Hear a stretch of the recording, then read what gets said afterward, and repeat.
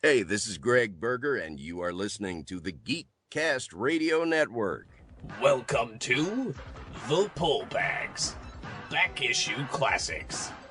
Join us as we talk about comics from yesteryear, from DC, Marvel, and more. So open your ears to hear our discussion of the older continuities, as the Back Issue Classics are also what's in The Pull Bag.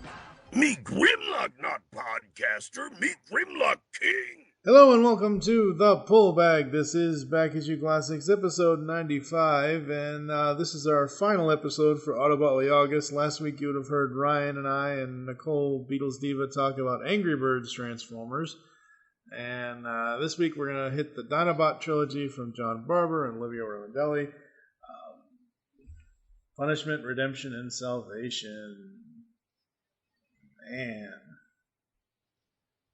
I remember when this came out as a motion Punishment came out as a motion comic with Madefire.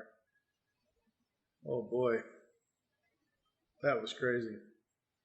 Huh. I have absolutely I didn't know it was a motion comic. Punishment was, yeah, originally. Okay. Huh. I only picked it up in the issues, of course. So these are they're larger than normal issues of a comic book, but much smaller than a trade is. Yeah, so they're somewhere in between. There's supplemental info slash pieces in each of them, I believe. Yeah. Yeah, this is a 48-page issue, so it's pretty much double normal. It's basically a double-sized issue of a regular comic. Yeah. Which to me is fine, because I thought this was a full, I thought this, and read these before, I forgot they were one-shots, not, I thought they were a full-on trade like Autocracy, Monstrosity, and Primacy. Nope. And, I think this is really cool, them doing a one-shot trilogy kind of thing to focus on the Dinobots. My only thing is, in between all the Transformers stuff we've covered this year, I forgot what the fuck happened to Grimlock. No, well, yeah, way back when, for anyone wondering, he was incarcerated for helping he stole a shuttle, and he took the rest of the Dinobots, and they went after Shockwave way back when he wasn't supposed to. Mm-hmm. And Harley, you're not helping as usual. Anyway, so he was incarcerated by Ultra Magnus eventually, many years later, and he was sent to Garrus 9, just him. Mm-hmm. And he took the fall for everything that happened. And in the end, that's in more than meets the eye is what's happened. Yeah, I remember that now. I remember that now that you're bringing that up and you mentioned Garrus 9, and I'm like, oh, okay, so that's why he's not here. I want to get this out of the way right now. I don't care if slag is a curse word in some other culture. I hate that slag is called slug. I can't stand that. Oh, well. Yeah, I know. Too bad. I know. I'm just saying, it's kind of like, when we were talking about Optimus and Orion and all that, and I'm sorry. Okay, yeah, Orion Pax was his original name with his original characterization, and then he became Optimus Prime. He still has the same characterization, but I don't care. I'm still going to call the damn Triceratops slag. No matter what. I'm gonna try, but I'm sure I'll botch it. To be fair with these stories, another thing, because essentially they're individual issues, they're really easy to sum up. Mm-hmm. But everything that happens in between is complicated. So I mean, to get it out of the way, I'm just gonna tell people to read these. This is a fantastic trilogy, and I kind of wish IDW would do this more often. I think something that might help sales is if there were, say, 2 ongoing series, and then you have a third one that's just sort of these every once in a while. Oh, yeah. Okay. So what IDW?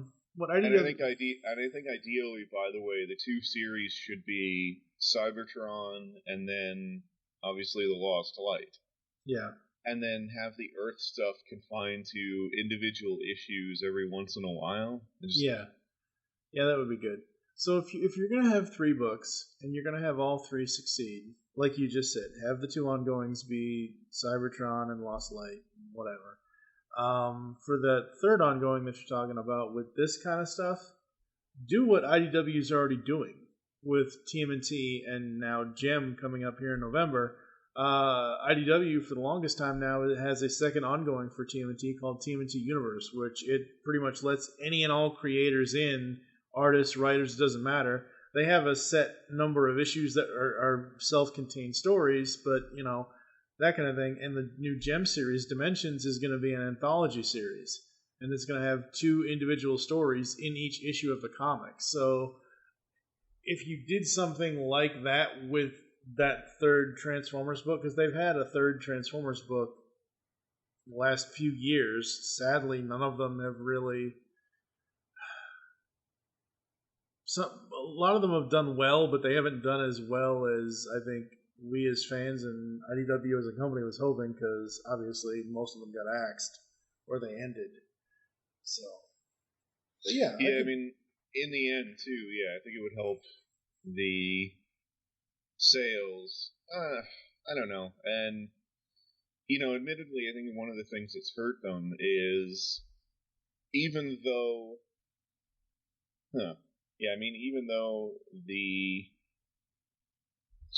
Till All Are One was the series that took place on Cybertron, I think there's a lot of people that are tired of or not all that interested in seeing the Transformers on Earth. As well as at this point, I mean, there's so much tie-in and everything else.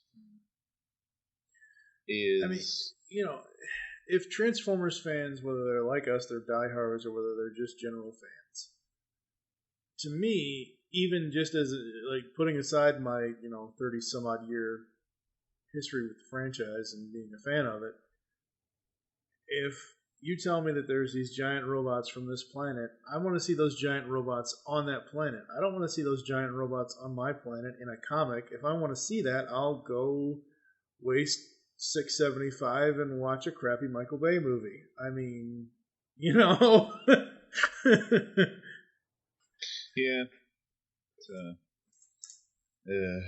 well.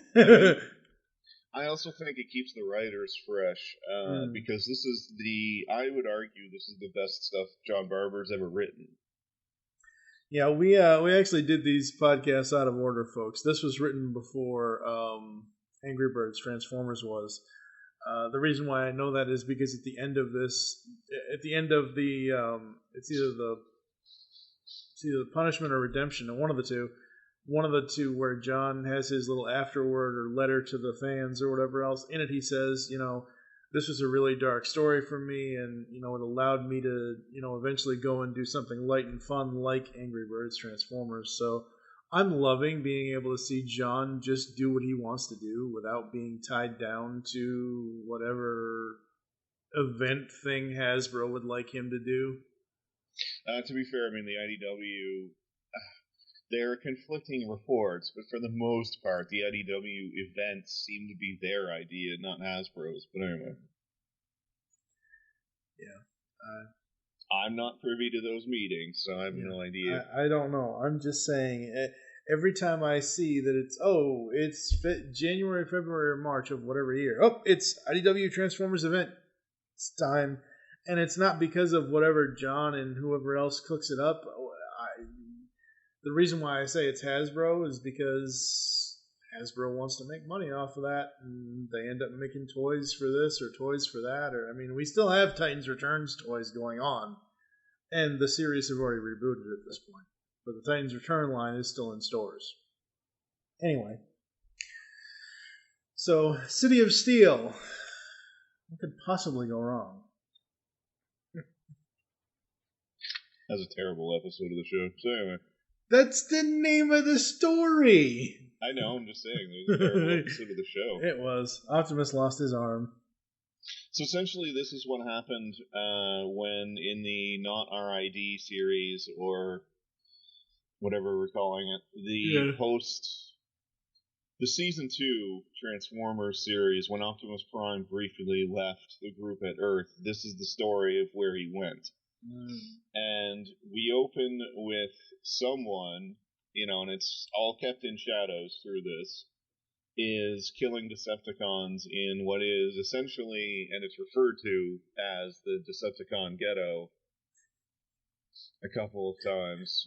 It's on the outskirts of Metroplex, where Decepticons are being killed by someone. Starscream,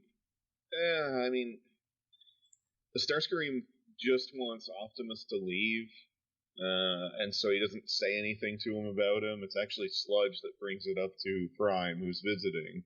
Yeah. Starscream, like I said, just wants Optimus gone, because Prime being there it damages his power base. Yeah, and this was back when I couldn't stand Starscream.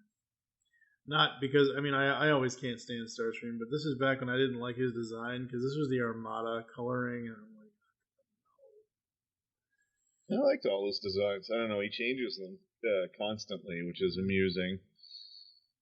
So anyway, Prime eventually goes down to see what's up and see if he can find out what's happening there, and he's fairly quickly attacked by former or current, whatever you want to refer to them as. He's attacked by Decepticons, and he ends up saved by Optimus Prime. Yeah, he ends up saved by Starscream. That would be a Prime problem if if he was saved by himself. So anyway, Prime is there. He gets saved by Starscream. Another Decepticon gets killed in the vicinity of all of this. Prime gives chase. He doesn't, in the end, he's not able to catch whoever it is. And so there's another murder. And most of this is being investigated by Prime, Windblade, and the Dinobots are sort of keeping the peace at this point with Optimus Prime. Barricade is in this series and sort of leads the badgeless and is Starscream's kind of police. He is also interested in figuring out who's guilty of this. So Prime ends up going to one of the Decepticon bars. He's not exactly well liked there. Obviously not. And he has a conversation with Sandstorm, who is, for anyone who doesn't know, Sandstorm in G1 was a triple changer. In this, he is not particularly fond of Optimus for reasons which become much more clear later. But in any case, they have a confrontation. Optimus has a confrontation with Gut Cruncher, former Decepticon / current Decepticon. Yeah, I was surprised seeing a Decepticon bar. I assume. I mean, I figured they had them, but it's either Swerves or it's McAdams for me. Blurs, yeah. Yeah. Well, this was an illegal one. Yeah, obviously. And the reason Optimus goes there is that one of the cons that was killed was carrying NGEX that's illegal there, and that's what the bar sells. So, in the end, the only real clue Prime gets is from Sandstorm, who reluctantly helps and shows him a particular type of shell. Yes. And in the end, the bar is burned down with everybody inside killed, with the help of these shells, which essentially are incendiary rounds that burn through whatever they hit. Yep.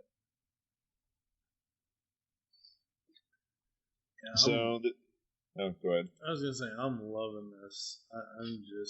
I just think this is just so great. And again, Livio's art. What I like here is how the variant on colors, like the scene where it's Sandstorm meeting up with Optimus, not meeting up, but they talk to each other in the bar, and just the color on, like, the aqua green color on Prime when he says, "We didn't come here to debate history, Gut Cruncher." Just such good colors.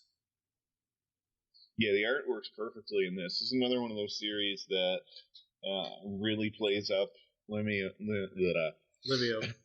strengths. Me use English good. And yeah, it helps that it matches the tone. It's this darker story, darker tone. Mm-hmm. So his artwork completely matches everything that we see going on. Yeah. And to sort of conclude, because the rest of the book is things move a lot quicker. We're actually halfway through at this point, too.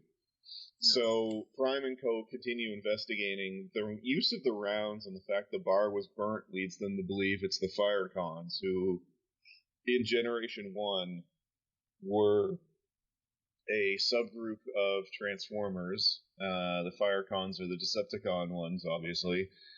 And they would create sparks, the toys would.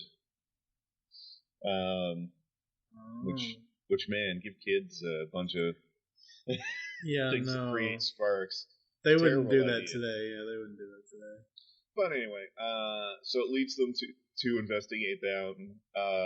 The Dinobots and Sandstorm get sent in to apprehend them, and holy shit, they take some liberties and maul the hell out of them. Yep. Nearly killing all of the suspects in the process. Optimus stops them, as does like Windblade and others. But Prime at this point seemingly starts to suspect the Dinobots, and holy cow. So he has a really good speech here, and he talks about the fact that the Dinobots in a lot of ways aren't any better than the Decepticons or any of the others. You know, we've had references, especially in the Wreckers, or Last Stand of the Wreckers / Sins of, and in More Than Meets the Eye, that a lot of the Autobot teams have done just as many atrocities and terrible things as the DJD and the Decepticon ones. Yeah. And here they reference, the Dinobots massacring a group of Decepticons, essentially for no reasons. And A, it works really well. B, it angers Slug and the Dinobots, and Slug is absolutely incensed at it, because Prime basically tells them that they should have died in the war. Yeah. Because they're relics, they can't let go of the past animosities. Prime, by the way, is not entirely inaccurate, because, I mean, the Dinobots' depictions up to this point, they still hate the Decepticons, they still... And that's what this whole arc is about, too. They're still very much trapped in that cycle. Yep. Go ahead. I think my favorite part about this is when Optimus is driving down wherever he's driving and his speech there begins. Part of it is, my reputation as a leader drove me from Cybertron. When the battles end, a war hero is little more than a peace villain. That's an awesome line. And technically it's right. I mean, but no, I absolutely love that. I thought that was great. And the whole speech with Optimus to Slug, and I wonder if Optimus really means this or believes this, because we find out that obviously it's a setup for later. Yeah, so to skip forward and finish it off, I mean, it was essentially a setup as somebody goes to kill off the Dinobots, and in the end, it was Sandstorm letting old animosities get to him. Sandstorm also trapped in sort of the same cycle as the Dinobots. Mm-hmm. And, Prime is able to subdue him. There's a really good action sequence, etc. here. But, yeah, to close it off, I mean, the stuff with the Dinobot, I suspect Prime, like I said before, he's not wrong. I don't think he, wishes they had died in the war. In the war, yeah. But yeah, I mean, I can't imagine he's too happy with them either. I mean, he clearly sees they just hate the Decepticons, period. Yeah. Having said that, I mean, Prime basically uses them here, so to use another series, for example, I mean, Sideswipe, I don't want to, ruin issues for other people, but Sideswipe hates the Decepticons as well, and they take the chance and they very sort of slowly try to erase that animosity. Whereas with the Dinobots, they end up getting used to sort of set a trap here. Now, having said that, I don't know that Prime had a lot of better options at this point. Sandstorm was doing a pretty good job of covering his tracks and getting away, but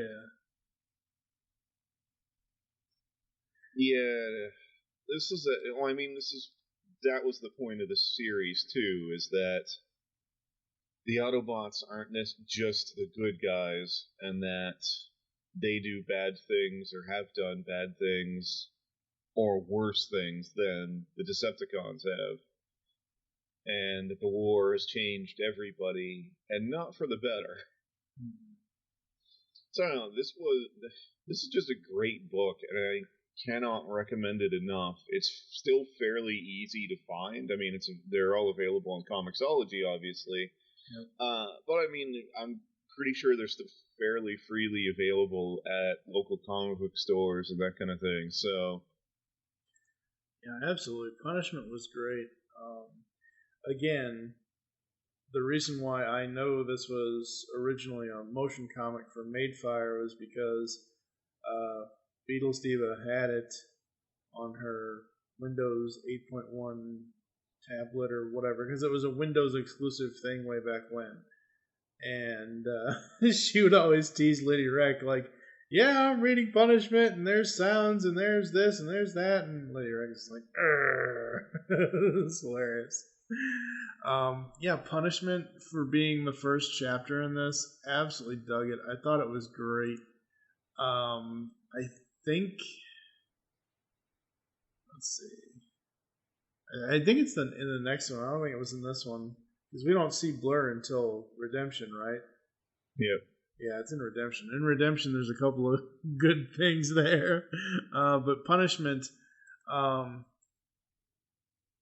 it was such a deep, dark story, and it was so cool. Like, there are ways to do dark stories correctly, and John obviously knows how to do them correctly. There are ways that can go wrong, and I was, assuming that it was going to be Slug and the Dinobots. I was not even expecting Sandstorm at all. I mean, what's John going to do? Have, Octane come in later? No, probably not. But yeah, Punishment was awesome. What would you rate this one, 0 to 5? 5. Absolutely, 5 all the way for me as well.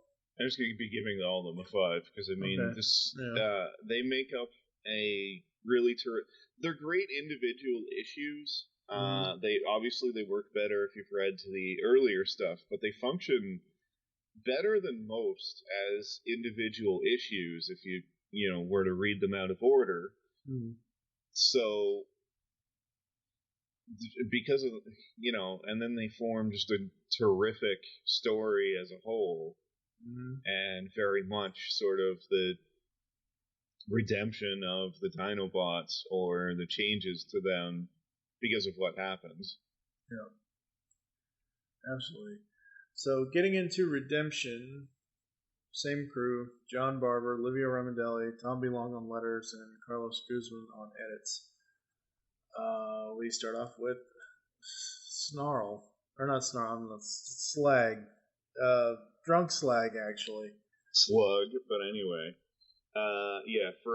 This is also from Not RID Season 2.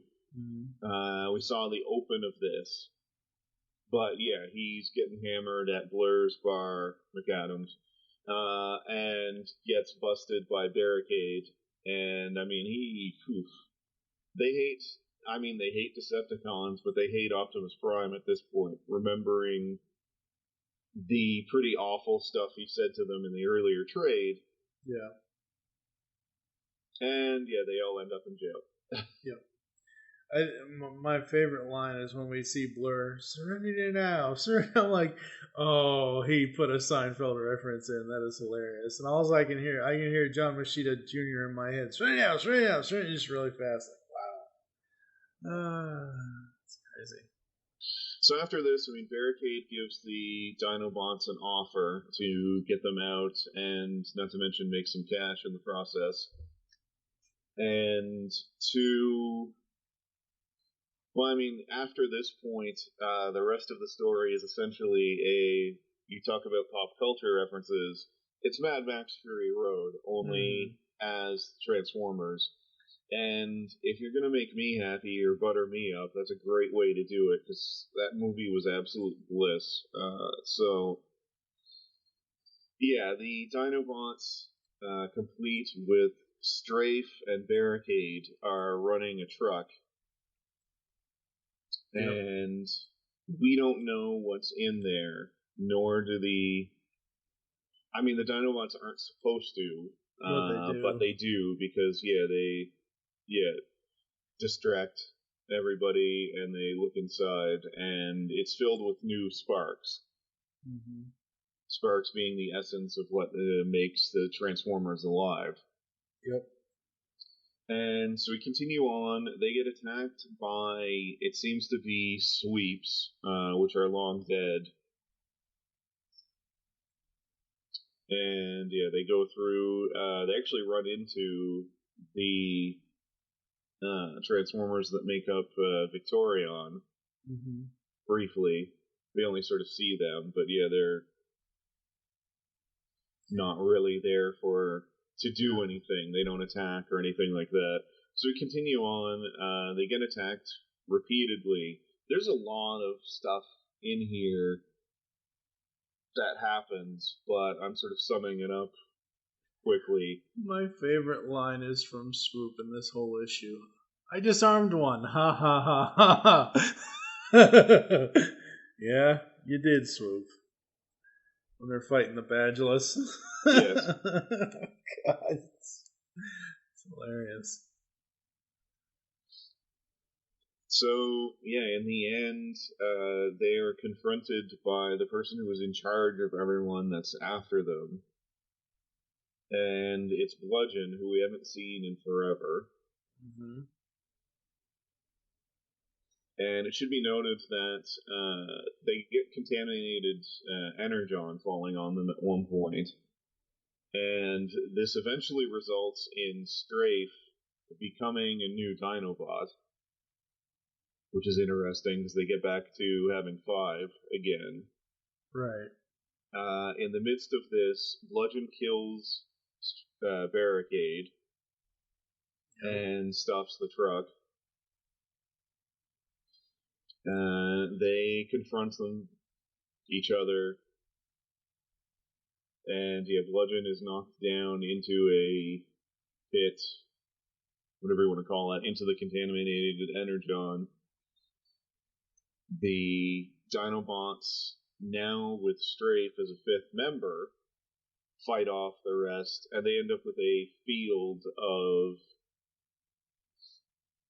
new Cybertronian sparks. In other words, a new hotspot, which hasn't happened in 4 million years, it's mentioned. Yeah. And that's how we sort of close off, is the Dinobots know about this. Yeah, but they're going to tell anybody, because that's the... Well, in the end, we discover that Starscream knows about it, and a handful of others, but they keep it quiet. Yeah. Because the last thing anybody needs is to restart the war, And there's some debate as to the nature of the sparks. Has Bludgeon corrupted them? That kind of thing. So, yep. Because I'm pretty sure that's what Bludgeon would have done if he had the time to do it. So again, like I've summed up the issue really quickly, but the focus on this, like the story, or like Mad Max Fury Road, is the interpersonal stuff that happens in between it and the dialogue, etc., etc. Yeah. And like that movie, this is really well done, and it's really deep, and it's well written. It looks gorgeous. Again, the only issue I have is some of the art or some of the action sequences are not 100% clear in that sort of Livio way, but it works in the context of this series. Because, I mean, one thing about Fury Road, if you're going to reference it, the action in that was frenetic and crazy and that kind of thing. Yeah. Now, granted, you could see everything, but there was always so much going on that it made it complicated. And that's kind of the way it works and is supposed to work in here, so it works for this issue. Issue, trade, whatever you want to call it. Yeah, it does. Because, well, and again, it's the Dinobots. They're supposed to be frantic action with them. They're not those clear and concise and, perfect shot characters. They're, rage-filled. They're going to go off. They're going, majority of them breathe fire, for crap's sake. I mean, come on. You're not going to see Slug or Sludge or Snarl sitting up top of a roof with a sniper rifle waiting. It's just not going to happen. And you want it to not happen like that because you want to see their frenetic action. There were a couple of scenes in this where it was like, what did they just do? But I went back and I looked through it again, and I pretty much get all of it. The second part of the story here, I absolutely love it. I think it's great. I think it's fun. I think that the Dinobots are finally getting the character attention that they need in IDW's universe. Because we've talked about this before, Simon Furman loved the Dinobots, and he gave them all the attention he could. And that ended up probably giving us a little bit too much Dinobots than we needed. But it is what it is. And this is going to sound really bad, and I don't really care. I would argue in these three stories, we get more characterization to the four other Dinobots than Furman gave, even in when you combine Transformers UK, Marvel era, and everything else, than we did in his entire run. I mean, yeah, it just works. I don't know. It's crazy how much there is to each of these issues. Yeah, I mean, there's so much. You've got the whole thing with Optimus, Starscream, and Windblade. We didn't even really talk too much about Windblade. She doesn't have a starring role in this, but she's still there, and a few good key points. One of the things is it advances her disillusionment with the Transformer Cybertronian society. Yeah. Because she sees that, they can't let go of the animosity. They had this war for millions of years. All this stuff is unfathomable to her, being from Caminus. Or Canimus, whatever. Anyway.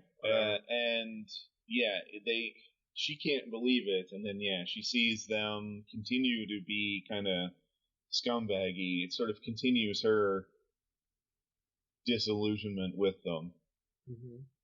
And that's kind of the point of her being there. And again, it works. It helps the stuff we see in season 2 of Robots in Disguise as well. So, I mean, it's worth reading just for that. But I mean, they're also absolutely perfect it's just great story without all of that. Like, even if you didn't know the IDW stuff, this works pretty well on its own. Yep.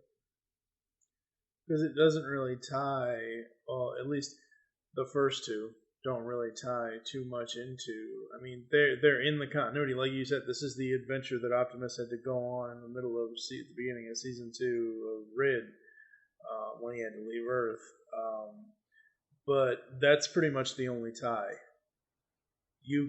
Like you were saying earlier, someone could go into their comic shop or go on Comixology and pick up these 3 issues and read them as a completed whole story, and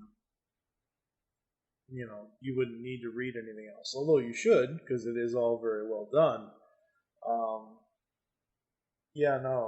Salvation, Redemption was really, really awesome, and we'll have to see what happens with Salvation coming up next after the break.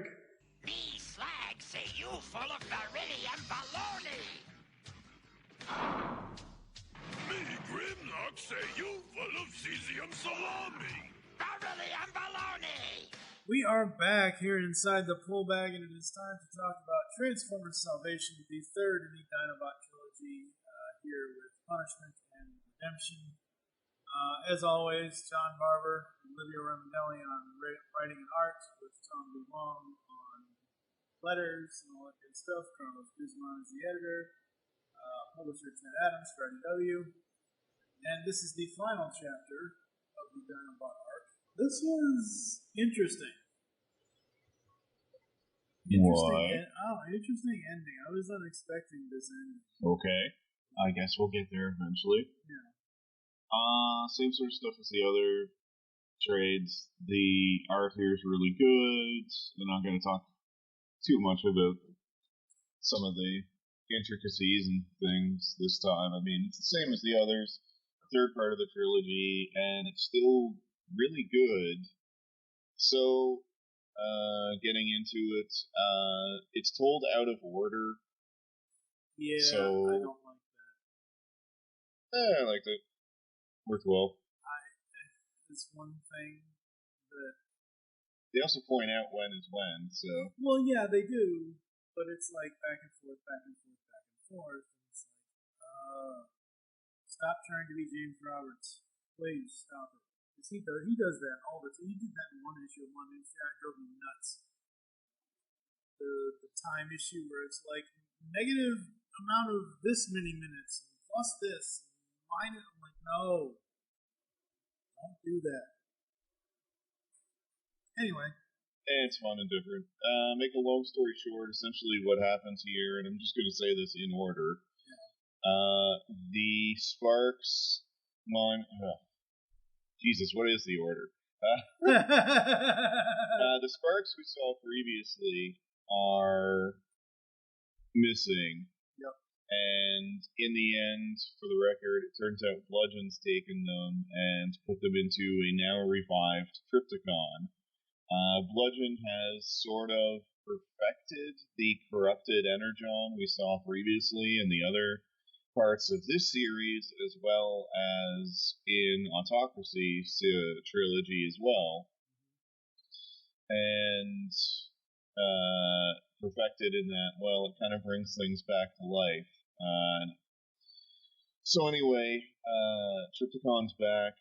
We actually get him remembering things, which is interesting because they kind of retcon his existence as a Titan into things. It works really well. Again, long story short, the Dinobots get involved, trying to find out what happened to the Sparks. They move to go into Trypticon. As well, at the same time, they're being hunted by Sandstorm. Now, previous to entering Trypticon, Slag is /Slug, and for the rest, I'll just refer to him as Slug, is killed by Sandstorm, which was kind of surprising. Yeah, that's. I know. What's surprising about that is his line. I put this on Facebook once I read the line. I always knew being a Dinobot would be the death of me. Oh, damn.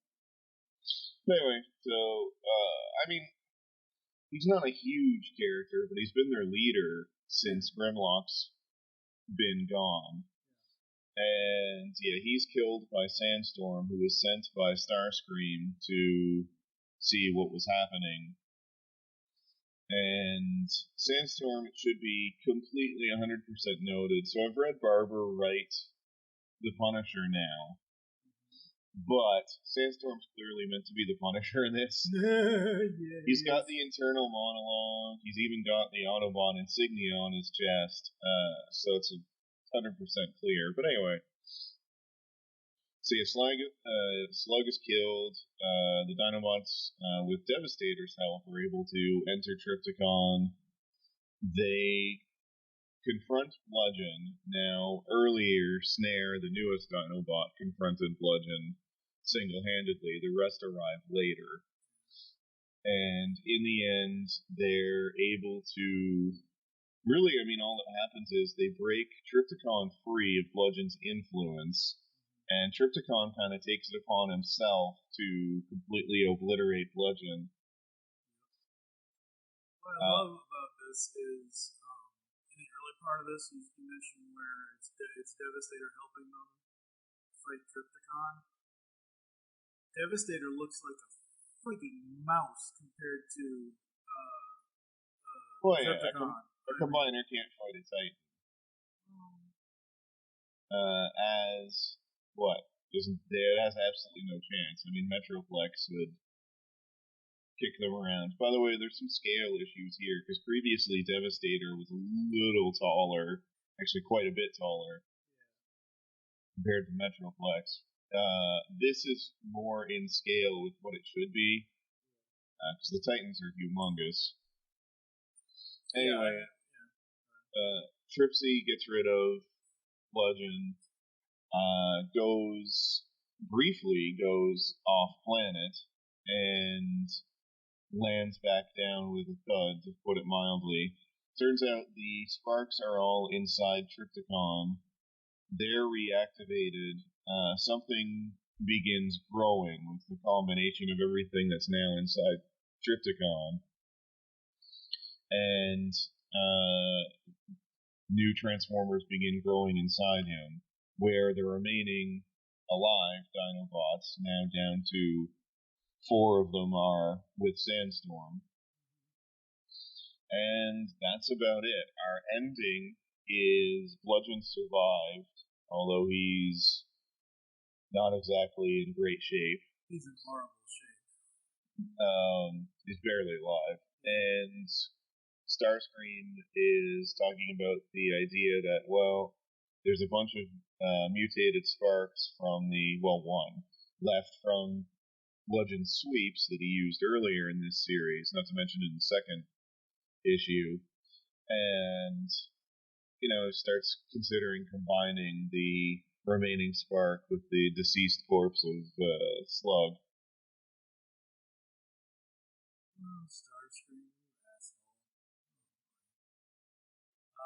My favorite line between Starscream, I think her name is Strafe, the one from the Cabinet. Okay. She says, "We weren't born into war." And he says the girl with the Decepticon symbol to the boy who gave his up. Yeah. I think that's just a really great line from Starscream. Also Swift, but anyway. Swift, not Strafe. The other line I liked was Swoop. He has a Bugs Bunny moment. Yo, Doc, what's up? I love that. I was not expecting this story to be. I don't know what I was expecting out of this. Even though he's not a main character, I definitely wasn't expecting Slug to be killed. Yeah. He is the leader of the Dinobots for now. Well, at least obviously until he's killed. But, and yeah, I'm curious what the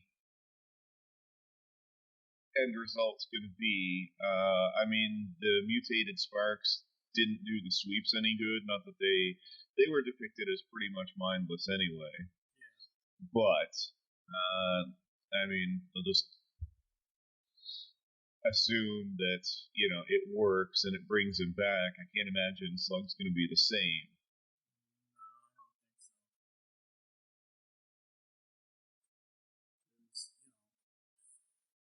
If we've learned nothing from Ra's al Ghul and the Lazarus Pit, you're never the same.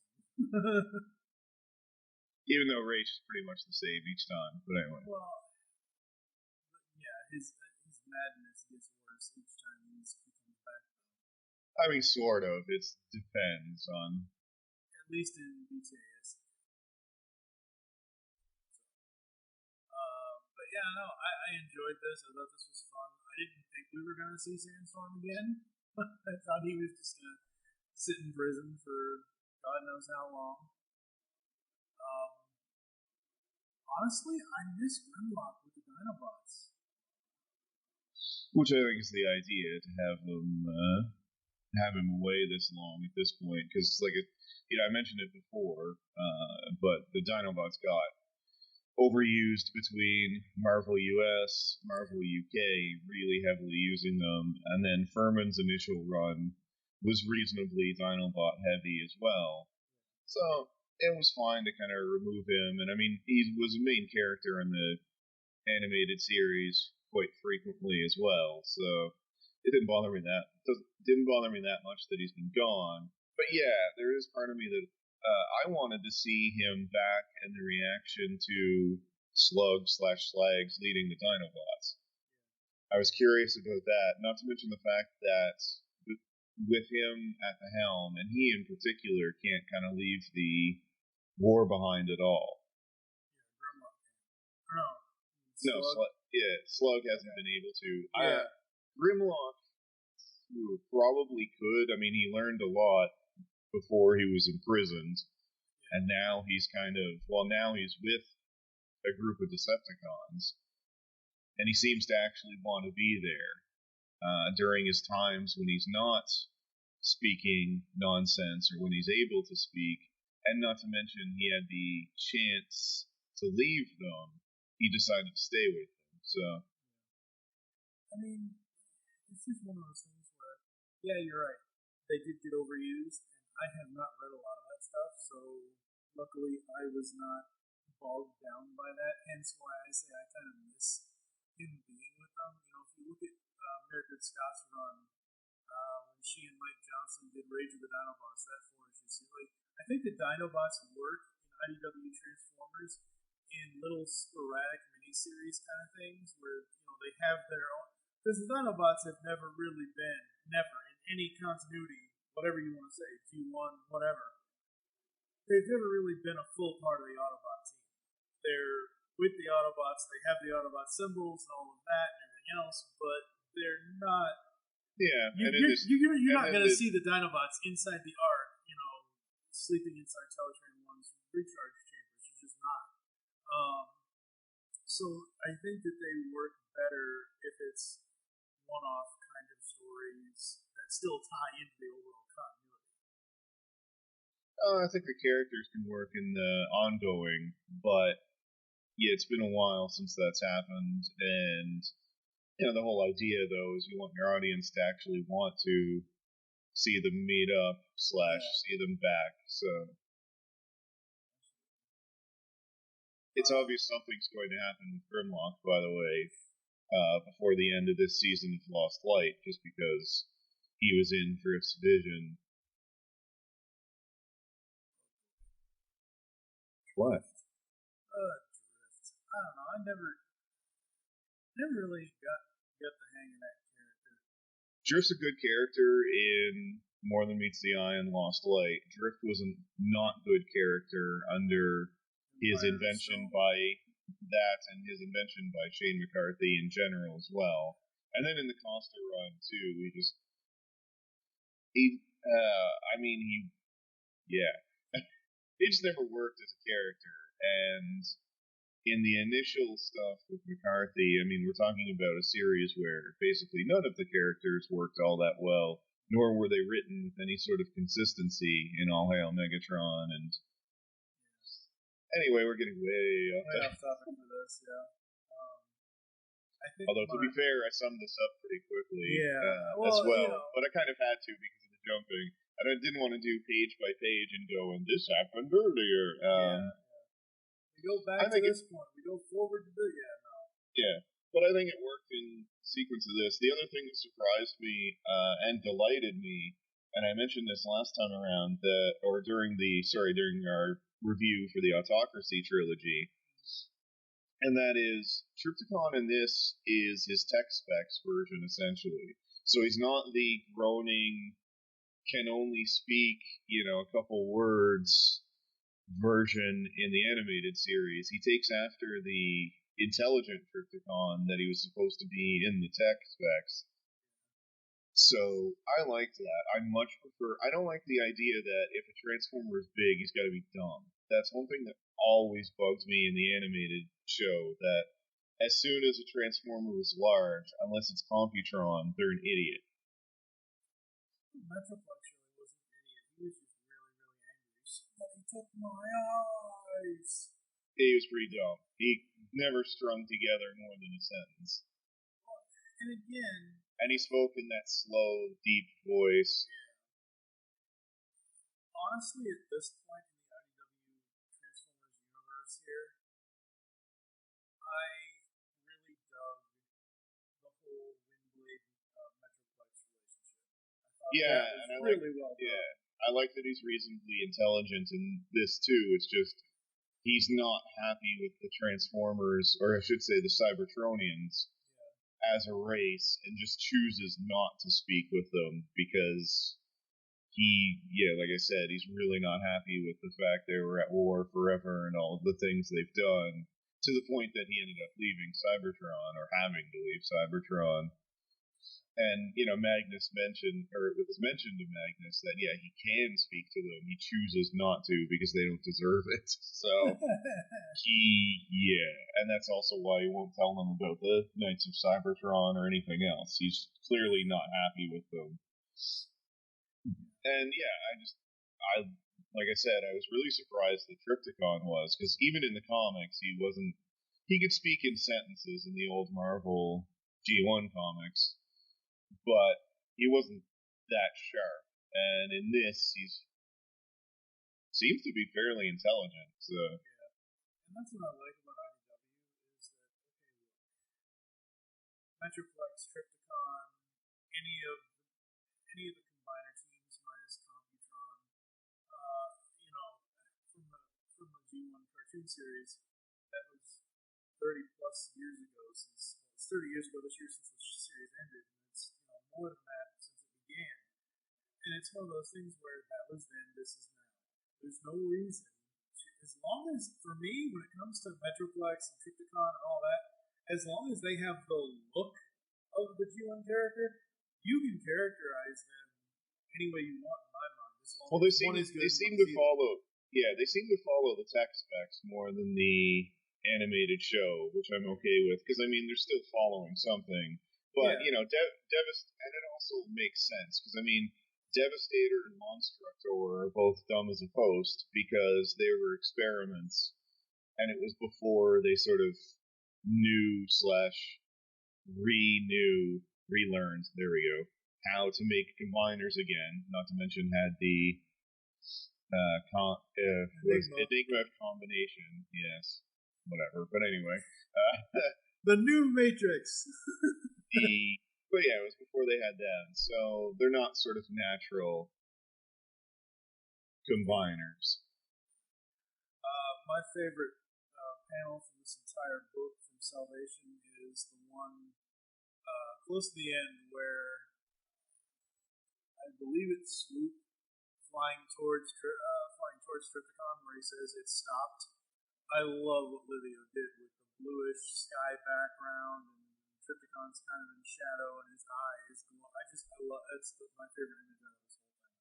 We get a lot of his backgrounds in this, and sometimes I mentioned this in Combiner Wars and some of the ones I wasn't huge on his art.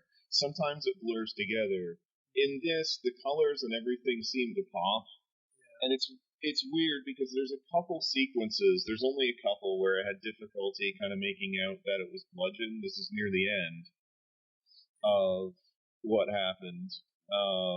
But for the most part, it's quite clear. This is it's some of his best work.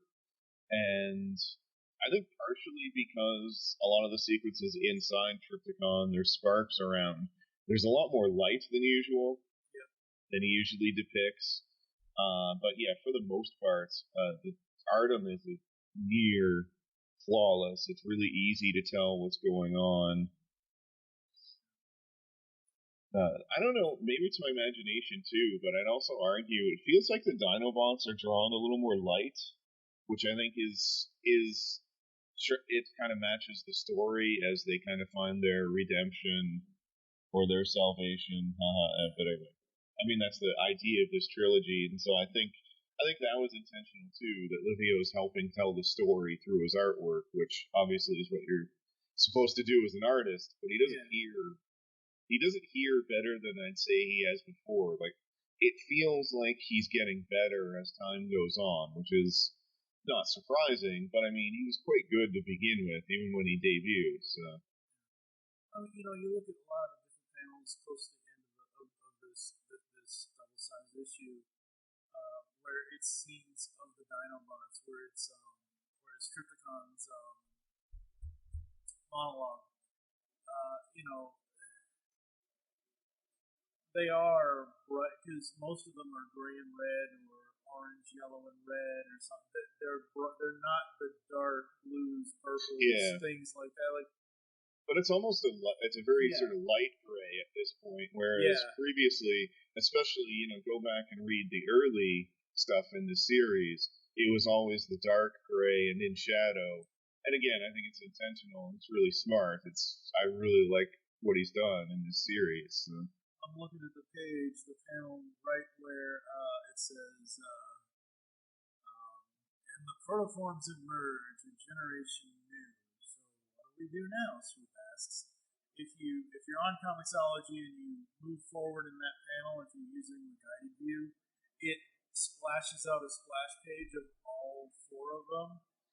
Swoop is the only one out of the 4 of them that really has mostly dark gray on his body. Like, not his wings, but just like his shoulders, his chest, his stomach. He's got the red things on his knees and things like that. The only other one that's slightly darker, but he had. You're right, the grays are not as dark as they used to be, which is a really, really good thing. Yeah, so in the end, I mean, just to sum it up, first of all, this story tells a pretty coherent story. Like, we had the introduction of Trypticon to this saga here in the 3rd one, but it still makes sense. He didn't appear in the 2nd one. The 2nd one, we had the debut of the Sparks and Strafe and some of the other story elements, but again, it didn't feel like it came out of left field. And the first one, oddly enough, mostly focused on Optimus Prime, or rather, he was sort of the central character. But again, it never felt out of place that we kind of segue into the Dinobots being the main characters, and just everything in this worked really well. I'd say this is Barber's best stuff. I think it's Livio's best artwork, and the 2 of them combined to make.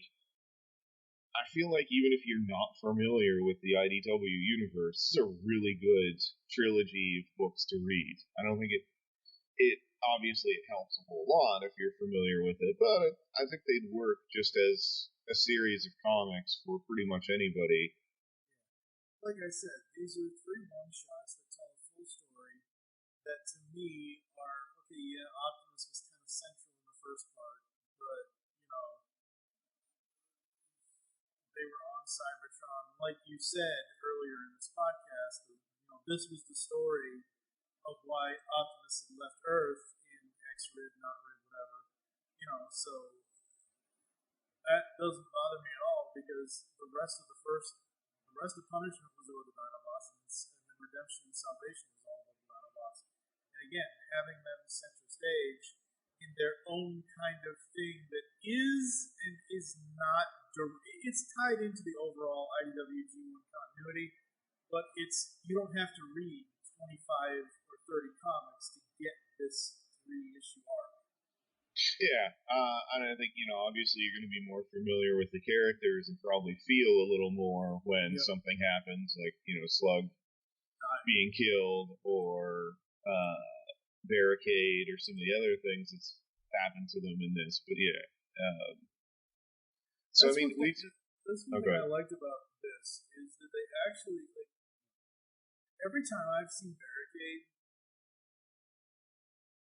just in the stupid live action movies, yes, he's a cop car, but he doesn't really do anything with, like, they don't portray him as a police officer. He's just a cop car. And this series portrayed him as a Cybertronian police officer. And I like that we finally get actual characterization for this guy. He's not just, are you Ladies Man 221, whatever the fuck this is. So. Yeah, and we mentioned this before when we got off on a tangent in one of the other shows, and that is that I think IDW as a whole works better when they do these kind of one-shot stories versus having 3 ongoings. And I don't have any issues with that too, because I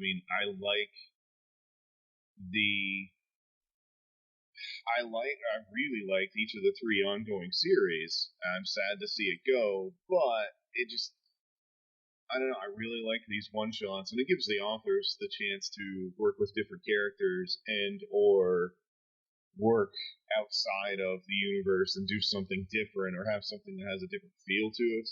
Right. Like, this feels different than anything Barber's done, and he's done dark stories, especially, lately in Optimus Prime, but this just, it feels very much unlike all of his other Transformers work.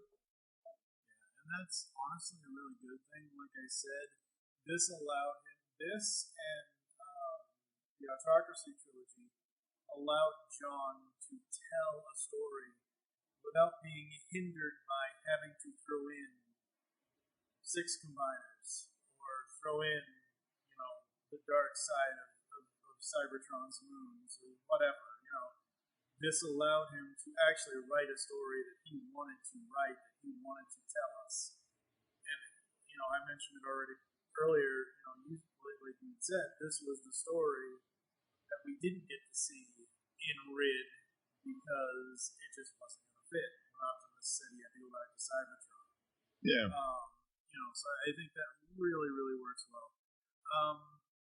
And to be fair, by the way, you mentioned, some of the time switch and that kind of thing being confusing to you. Imagine if they had tried to write that in while stuff was happening on Earth in the Transformers series. And that's the other reason, you can tell stories away from your main characters. Roberts does that, and a lot of people complain about it. Like when he goes off with the DJD, or more notably, when he rejoins the Scavengers when they go off. So my only thing with that is a little easier for it. Yeah, my only thing with that when it comes to Roberts is, as long as I've kept up with it, and like I've already said, I haven't even gotten into Lost Light or Optimus Prime yet at this point. I will eventually soon. But during What Meets the Eye, as long as I saw any number of the Lost Light crew within 5 or 10 pages of the comic, I was fine. What would you rate Salvation? I'm gonna stick with it. It gets the 5 stars. It's the series as a whole is not perfect, but it just works really, really well in its entirety, and individually, I think they also read really well. I struggle to, my negatives are nitpicky, struggle to find anything, unlike my constant complaining usually. You said it, not me. Yeah, I'm going to give it a 4.5. There wasn't really anything that I didn't like, but I'm hoping that John gets to do more stories, not necessarily like this, but outside of the Optimus Prime stuff. And again, I haven't read Optimus Prime yet, so I don't know how different that is from the first couple of seasons of X-Rid and all that. So I'll have to see what's going to happen there. Anything else you want to bring up before I close it out? No, I mean, I'm still, again, I've said it before, I think this is a good way to get your authors and writers some leeway and, to do stuff with characters or tell stories that they can't normally in the other series. I got to admit, I really want to see where Barber goes with this story. But alternatively, I think it's nice that, he gets to take a break and return to what he did beforehand. So, again, I think it's a great way to recharge the batteries, and I hope they continue with it. Absolutely. All right, folks, coming up next month in September, we're going sewer surfing. That's right, all month Joe Reed's going to join me, and we're going to talk TNT comics from IDW. We're going to talk about issues 65 and 66. And then in another episode, we're going to talk issues 67 to 70, which is the Desperate Measures arc of the main ongoing. And after that, we've got TNT Universe, number 1 through 5, and then 6 through 10. The next time we're going to talk Transformers, the Angels, Amy, Nicole, and Heather will be with me in February of 2018. We're going to be talking about the Windblade Distant Stars trade, which we should have done that a couple of years ago, but whatever. It is what it is. Then we'll talk about the Two All at One series as well, and then Ryan will be back. February is probably going to be the earliest I can get to Lost Light. And the Windblade series too is another example of that, though. Like, especially Distant Stars, I loved it because it gave them the chance to go to new places and explore different things that they don't get to. So, yeah, absolutely. So yeah, join us for Formers February 2018, and then after that, I don't know. No clue what's going to happen. So that'll be the next time we talk Transformers. Like I said, next month is IDW TNT, which they just, as of this recording, they just hit a milestone. IDW Publishing has the longest running TNT series because they hit 73 issues.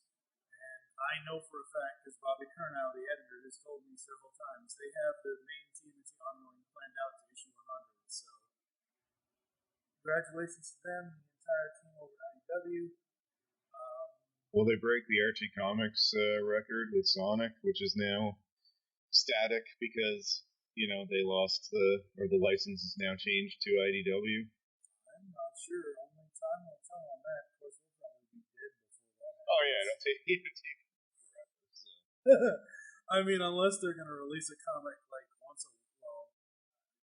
instead of once a month, do it once a week. But I don't think they can do that. That won't burn out the writers or artists at all. Yeah, I know, right?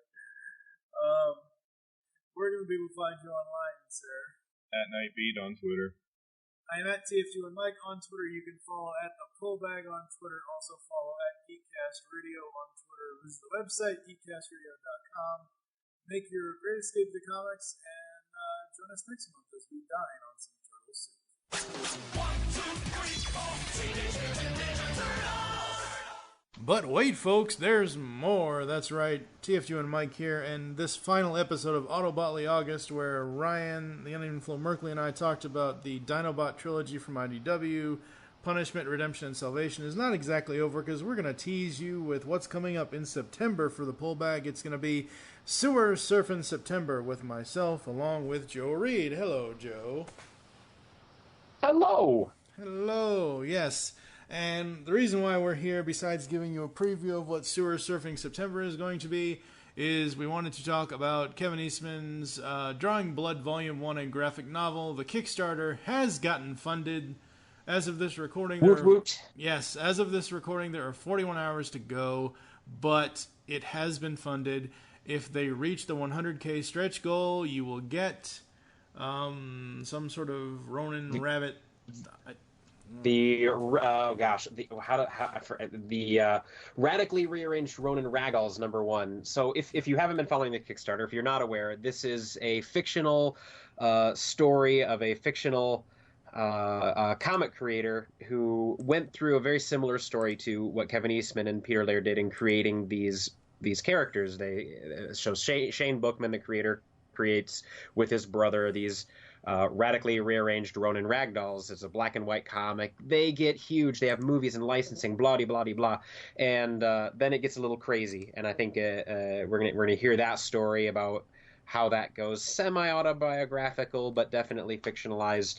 And so the bonus of this $100,000 stretch goal is that you get the actual comic, the finger quotes in the air wagging comic that they created, their #1 issue, which is kind of cool. I'm hoping they make it because I'm a backer, and I hope you guys are backers too, because Kevin Eastman will do something cool. Ben Bishop is doing the art in the book. And I think Kevin Eastman is kind of conceiving of it and outlining it. But David Avalone, am I right on the first name? I think so, yeah. Yeah, David Avalone, that's right. Is writing it and probably doing the scripts for it. So I think you've got 3 really rocking people on board with this book, and it's going to be fun, I think. Absolutely. Abso-friggin-lutely. It's going to be awesome. Even though the Kickstarter campaign will be over by the time this episode of the Pullbag goes up, I think, I will still put a link to it so you guys can see what it is in the show notes for this episode of the Pullbag. And this has changed since the last time we recorded this thing. But, oops, that was the wrong button.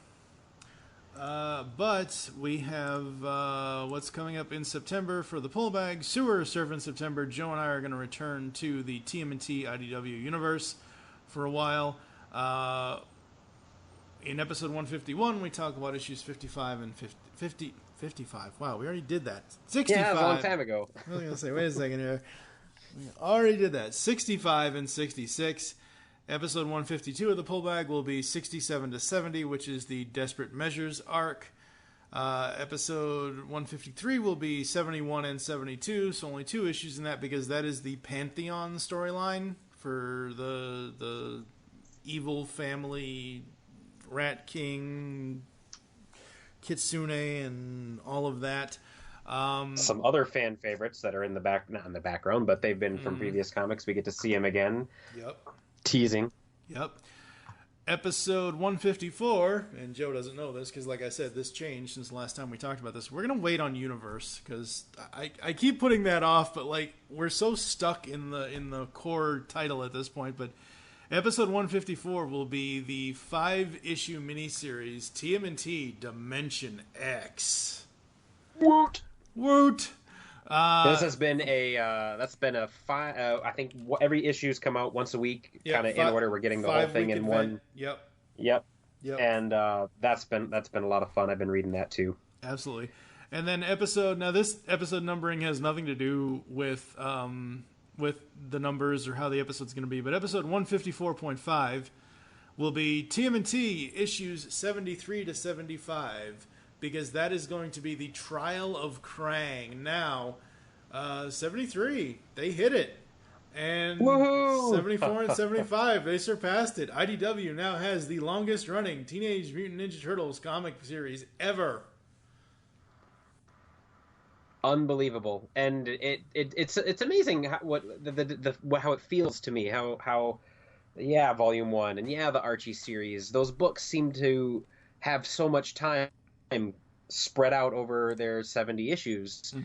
But IDW, I mean, it's packed. It is packed full of story. And it's only maybe been 6 months to a year in Turtle time in the IDW universe, which is amazing. Yep. It's beautiful, beautiful writing. The pacing's great. The way the arcs are broken up so that you get those lovely trade paperbacks every so often. It's been a spectacular way to do it, and I'm over the moon for them having reached 73 with no slowdown in sight, and also no renumbering in sight. So I'm very, very happy for that too. I think that's the cool thing about IDW and the Turtles book, along with Tom Waltz and Kevin Eastman and Bobby Curnow and all of the artists, not just Mateus Santaluco, but all of them over the last, 4 or 5 years. They've done things to where the ongoing doesn't have to be rebooted or doesn't have to be renumbered, because the ongoing is one full long story, and then if they need to do side stories or other stories, they've got the micro series that they did. They've got all the one shots like Turtles in Time, Bebop and Rocksteady, Casey and April, Mutanimals. They do all these mini series now. And, of course, now you do have TMNT Universe, which we will be getting to at some point. And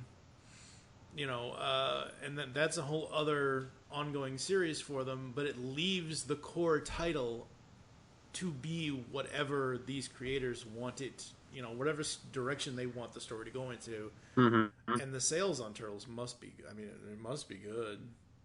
It shows incredible faith in the writer, editor, and artists to not force them to renumber it, because we all they renumber things because people buy number ones. Mm-hmm. Sales must be good, and they're also, I think there's a faith in the property, knowing that people know the Turtles, that they could jump on. And IDW and Bobby and everybody has done a super job of having the free comic book day be what you need to read to get caught up with the very next issue of the book. And it's everything you need to know to be, perfectly fine reading the next issue and picking it up from there. And then they do those wonderful trade paperbacks that make it so easy. At least once a week I see somebody on the internet who said, hey, I picked up trade paperback 1 through 5 and I'm about ready to get caught up with this. And they're doing a spectacular job.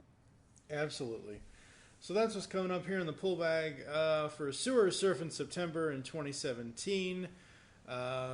Make your great escape into comics, and we will catch you next time, folks. No woot that time. Yeah. Because I said it enough during the show. Yeah. No woot for you. No woot for me.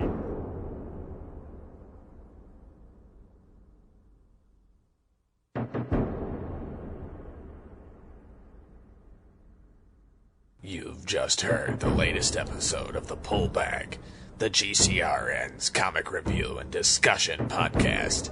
There are several ways to get in touch with us and leave feedback for the show.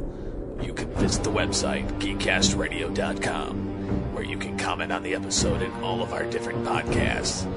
You can rate our show on iTunes. Be sure to leave us feedback. Call the voicemail line, 502-526-5821. Please remember to tell us the show you were leaving the message for and your name.